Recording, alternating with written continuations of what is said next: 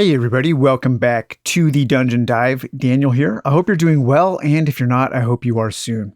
Okay, today on the Dungeon Dive, we are going to take a quick look at Lost Ones, an interactive story adventure from Of Dreams and Shadows, and this is a game created by Gordon Alford. Let's read a little bit of Lost Ones. This is a choose your own story path. So, in general, I would say that Lost Ones is more of a work of interactive fiction. This is kind of a glorified game book in a tabletop game disguise. So this says, assume the role of a character who has been kidnapped by Fae and taken to the other world. You must explore this magical realm of dreams, evade recapture, and discover a way home. Lost Ones is a board game that can be played solo or cooperatively with up to 4 players. So Lost Ones does take place in the same world of Dreams and Shadows, or the same world as Of Dreams and Shadows. And we have not taken a look yet at Of Dreams and Shadows, but Of Dreams and Shadows is kind of a typical cooperative threat management fantasy adventure game, and this says it's an immersive story, a shared experience, explore a magical world that will lead players on a journey from the underworld ruins of a long dead people to the heart of untamed forests where otherworldly creatures dwell. Of Dreams and Shadows is a cooperative board game for up to 6 players who take on the role of champions embarking on a quest to save their realm. One of the things that really drew me to Of Dreams and Shadows is the art. I think the art is absolutely gorgeous. And the art in Lost Ones is equally as gorgeous. I think it's a really nice looking game with great colors. Of Dreams and Shadows is not a fantastic game. I guess eventually we will need to take a look at it on the channel. And Lost Ones kind of fits in that same category. It's okay. I don't think it's great. I think right now it is on sale. I think on Amazon US right now it's like $30.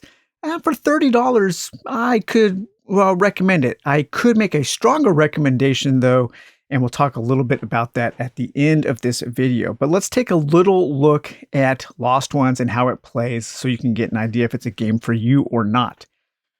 You can think of Lost Ones as kind of a very, very rules light version of something like Seventh Continent or Tainted Grail. You will be playing as a character. Here I am playing as a character named Will. Each character is basically just a portrait and a special ability. But we have various other characters such as Maeve, Kaya, Dominica, and Fenrir.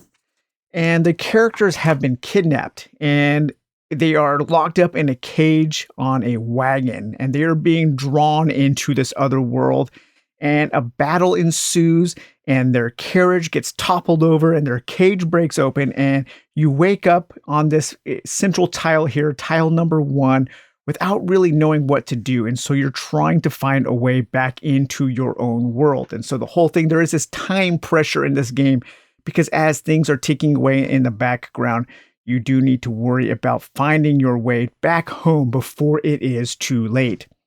And you will be exploring a large stack of tiles. There are over 121 tiles, so there are 121 unique areas in the game, and some of these do have these transformed tiles where certain things will force you to replace one tile with its transformed version. And so there are all kinds of different locations that you will be exploring. And each one of these tiles, all 121 of those, has a corresponding page in the storybook. So when you move on to that tile, so let's say that I was moving up here to tile 11 here, and you can tell the tile's number is there. It's also printed on the other side. And then each of the connecting tiles, each of those numbers is printed along the edge of each tile. If there isn't a number printed on that edge, then that means you can't go in that direction. Very easy to set up and to get played.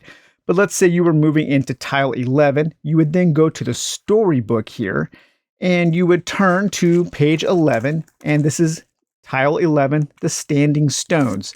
And then you could read about the standing stones. Rolling plains stretch out before you as the midday sun shines brightly from above, providing a gentle warmth to your skin. You crest a hill and discover a ring of large stones. A circular stone rests in the middle, with symbols etched into its smooth surface. And then each one of these tiles will give you certain ways that you can interact. And usually there are one or two different ways that you can interact with each one of the tiles with the art on the tile. In this case, with the standing stones, you can examine the standing stones. And if you examine the standing stones, you have to have two of these puzzle pieces on cards, on ability cards, in order to spend to interact with the tile in that way. So if you can spend those resources, then you will turn to the page noted in the adventure guide, and you will continue your adventure in this guide. And this guide will usually give you some kinds of clues as to what's happening.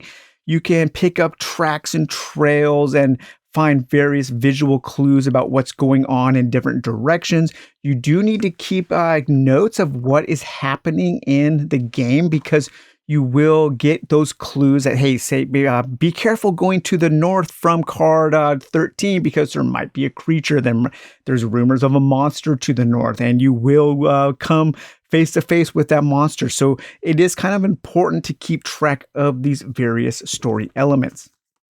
So one of the main ways you interact with the tiles is through your ability cards.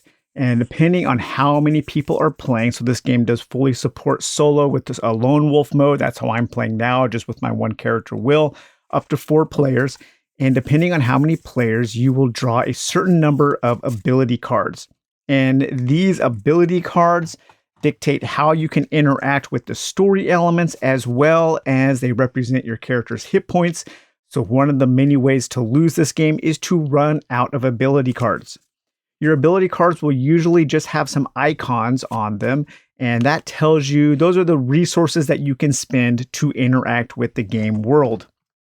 For instance, to interact with the standing stones, I need to examine them and figure out the mystery of the standing stones. And this is a somewhat difficult challenge, and that would take 2 solve ability icons. So we have search ability, solve ability, talk ability, challenge ability, and evade ability. And those are the different ways that you can interact. Some of the ability cards will have either or, some will have multiple icons. And some of the ability cards will also have additional effects that you can trigger by spending them. So there are a lot of ways to interact with the various map tiles. And I do like this card play system because you do have to think about which tiles you are interacting with. You can't just willy-nilly go and take on every single story encounter. You have to think like, well, I could do that story encounter, but that would only maybe leave me with 2 cards left. And, that may not lead me to helping me solve my quest. And so there are some decisions that you have to make with how you are interacting with the game world. And I do like that. You can't just go and interact with everything. You will run out of your ability cards and your hit points very, very quickly. Some of the tiles will have multiple story things going on. Usually it's 2. Sometimes you can do both. Sometimes it's an either or, and sometimes there's just 1. Depending on how many story interactions there are, you can keep track of which ones you've done with these tokens. So on this tile here, tile number 1, I've interacted with the first story element.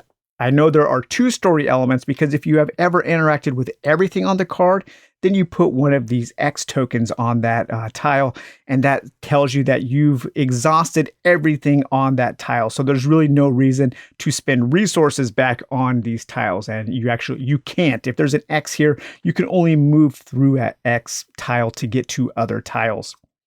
Some of the tiles will also have some additional icons on them, and I've stopped my game here at tile 13. So this is really early in the game here. This is kind of my second or third game, and I reset it back to where I was just kind of at the beginning of the game. So there isn't a lot of spoilers here because this is a game that I think you will have the best experience your first, maybe second or third time through.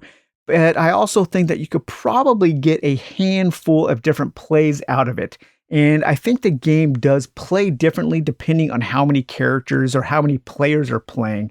As a solo game, you just kind of move ahead. You keep it going. You keep spending your actions and your ability cards, and you're pressing forward. There aren't really any turns in the solo game.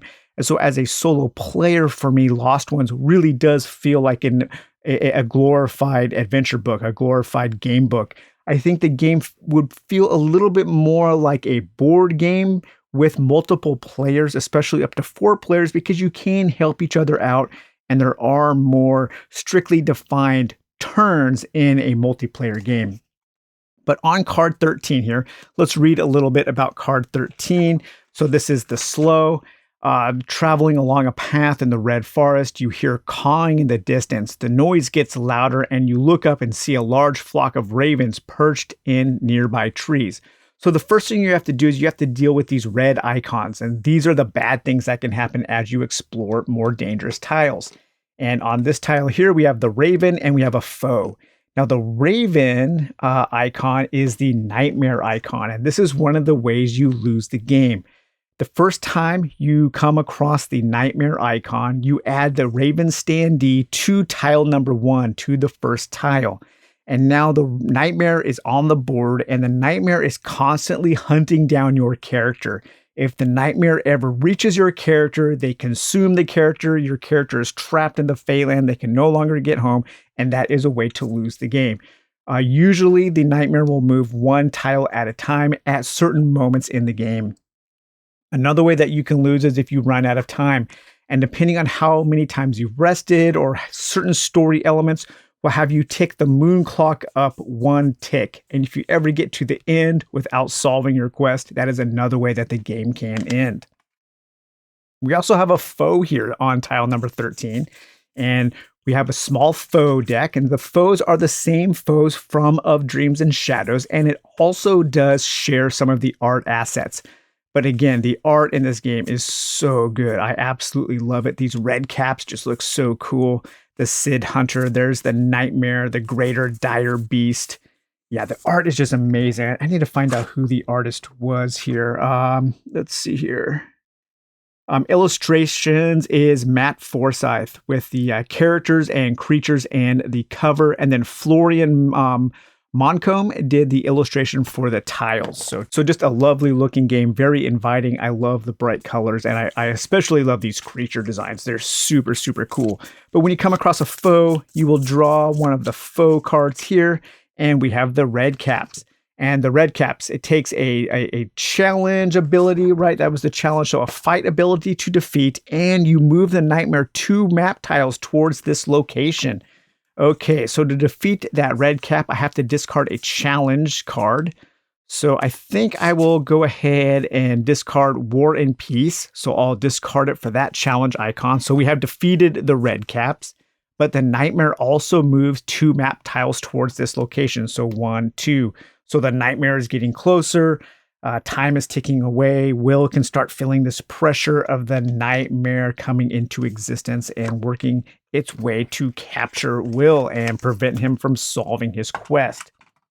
But now that we've dealt with the nightmare and the foe, now we can move on to number 13 here, which is we can investigate the ravens. So there's been this flock of ravens that's been chasing me, following me.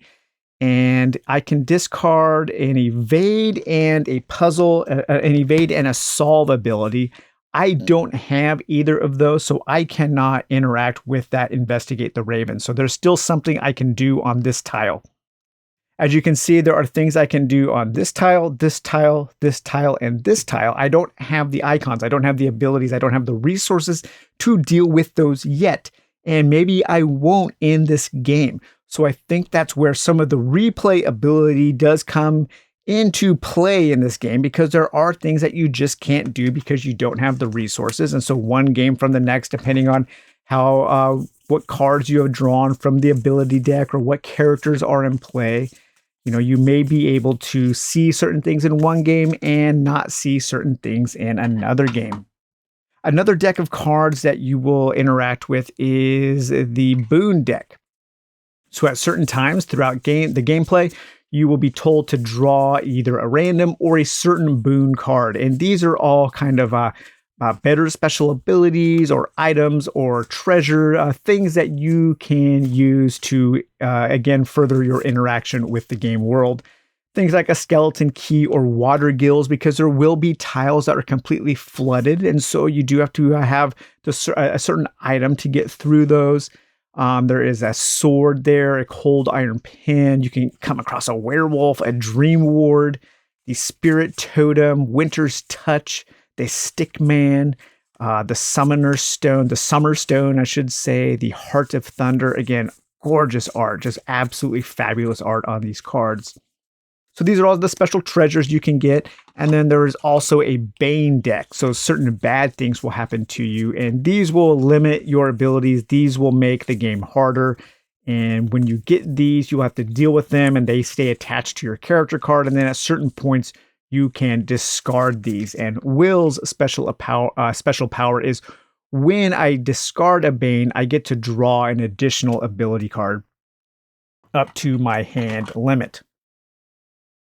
There are also a handful of story tokens, and there are 12. So that leads me to believe that there are kind of 12 major plot points to the overall story of Lost Ones.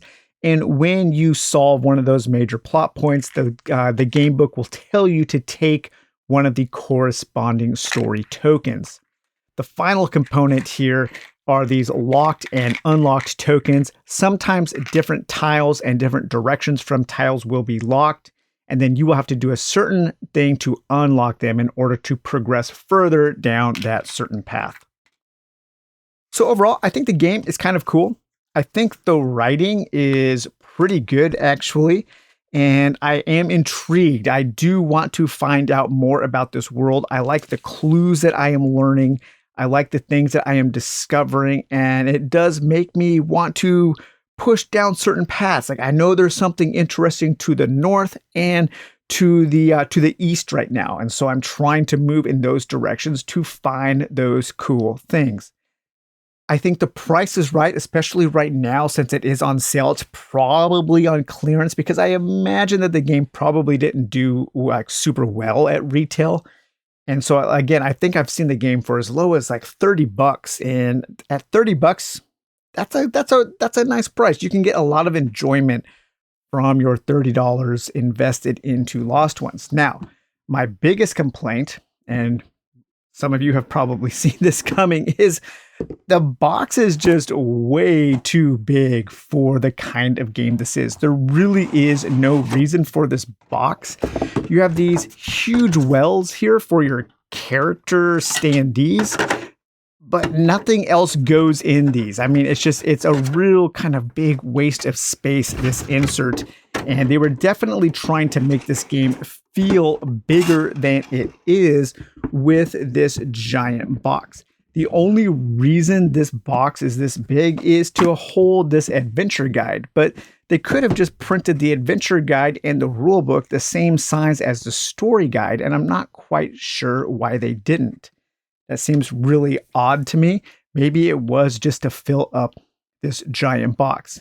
If this game came in a box that more reflected the size of the game, I could recommend this game a lot more. Because as space gets more and more precious in our game rooms, we do need to think about the size of the games that we are keeping. As a matter of fact, this game does fit perfectly in this smaller Legends Untold box. I mean, look at the difference in these box sizes. This, if the game came in this box, I would say definitely I'm going to buy this and keep it for a long time until I've gotten my full playthroughs out of. At this size, it's a little harder to recommend. It's a little harder to store. I just wish they would have made this book smaller and then put everything into a smaller box just to make the game fit more easily on the shelf and to reflect a more realistic size of the kind of game this is. This isn't a big game. This is a small game with a small kind of vision. And I think just the box size is really important. And publishers and designers, they just don't think of that stuff. And it's really weird to me. But that's probably my biggest complaint And the somewhat limited scope of the game, I can see some people not wanting it because you will run out of game to do pretty quickly. I could imagine most people getting 3 really good plays out of it and possibly a handful of okay plays. And I think the game definitely does play differently with other people. It'll start to feel a little bit more like a board game. But if you want that kind of glorified adventure book or game book style game, then playing it solo will give you that. So, all right, you guys. Well, I hope you enjoyed taking this quick look at Lost Ones, and we will talk to you later. Bye bye.